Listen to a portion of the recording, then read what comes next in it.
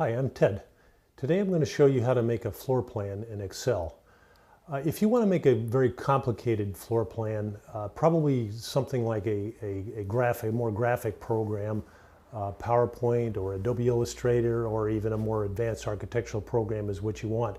But if you want to make a quick sketch, Excel is actually a pretty useful tool to just make a simple outline with the main features of a floor plan. So I've got a spreadsheet open, just a brand new blank spreadsheet. And what we're going to do is we're going to use the border formatting capability of the Excel cells to do this. So the first thing we want to do is we want to go in and make a rectangular grid.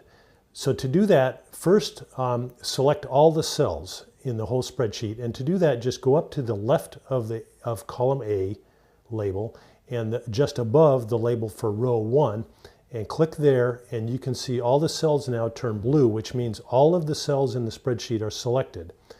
So then what you do is first we want to select the width of the cells. So move your cursor between columns A and B and click on it, and we're just going to go until we get a width of 1 inch. Let's just imagine we're making a floor plan of 1 inch per foot. So there we go. And because we had all the cells selected, all of the columns changed at once when we changed the width of the column. And then we're going to go do the same thing for the rows, and don't click anywhere in the spreadsheet itself yet, because that will unselect it. But what you want to do is now go between rows 1 and 2 until your cursor changes to a horizontal line like that, and click on that, and we'll just go down until we get a height of 1 inch. So we'll just keep going, and there we go, there's 1 inch. So there we go, we have a nice rectangular grid. Now it's we can now click in the spreadsheet, and I'm actually going to reduce the size, reduce the enlargement of the display on the screen here so that we can see a bigger grid. So I'm going to go from 100% to 50%. And now we can start creating the main shape of the floor plan. Now I like to leave row 1 and column A blank because I don't want the borders of the thing I'm creating to be up against the headers and on the top and on the left. So what we're going to do is we're going to select a shape, and let's just say we want to make a building that's 20 feet long and 10 feet wide. So click on cell B1 and look in this area up here. Let me just enlarge it again so you can see this area here tells the cell range that's being selected. So watch that cell there as I scroll back out, and that's going to tell us how long and how wide the selected area is. So I click on cell B2, hold the mouse button down, go to the right until you can see it says 1R by 8C. We're going to go until we see 12C, which means we're going to have 12 columns, which is going to be our 20-foot long structure. And then continuing to hold the mouse button down, scroll down until we have 10 rows. So there we have it, 10 rows by 20 columns. Let go of the mouse button, and we have a 20 by 10 area selected. Then go into, and it may look different on your computer, but find a place where you have borders. Click on this button here, and very simply, we're just going to draw the outside outline. So just click on outside borders, and it'll make a box around the whole selection. You can't see it yet because it's still selected, but if we just click anywhere outside of the border, or really anywhere at all, it will unselect that area, and you can see there's our 10 by 20 box. So that's our simple shape. Now we want to make it a little more interesting. So let's just imagine that we want to have a little inset, a little recess in the building at the top right here. What we'll do is we'll start by selecting this cell at the top right, and let's say we want a recess that's 2 feet wide by 5 feet long. So once again, looking over in this cell here, or this this little piece here that tells you what your cell range is, watch that until it says 2 rows by 5 columns. And we now have that selected, and now we want to basically remove the border that was on the top and the border on the right and replace it with a border on the left and one on the bottom, which will make a recess.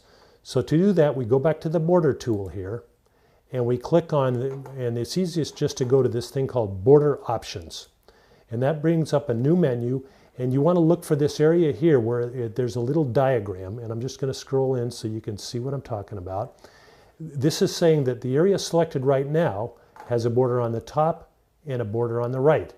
Now you could also have a border in the middle, but we don't want that. The middle left and right, or the middle top and bottom.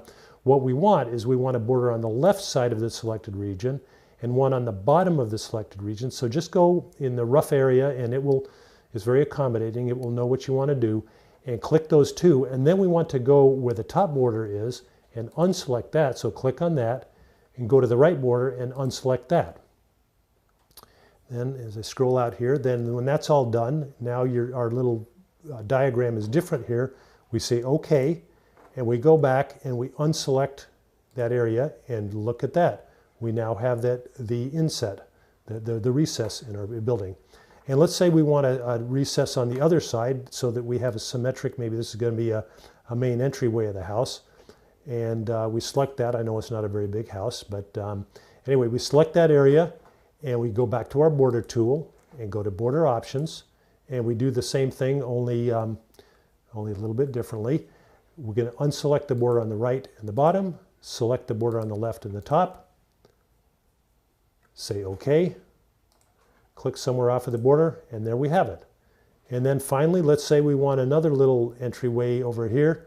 Maybe this is the entryway by our driveway or garage or something out here.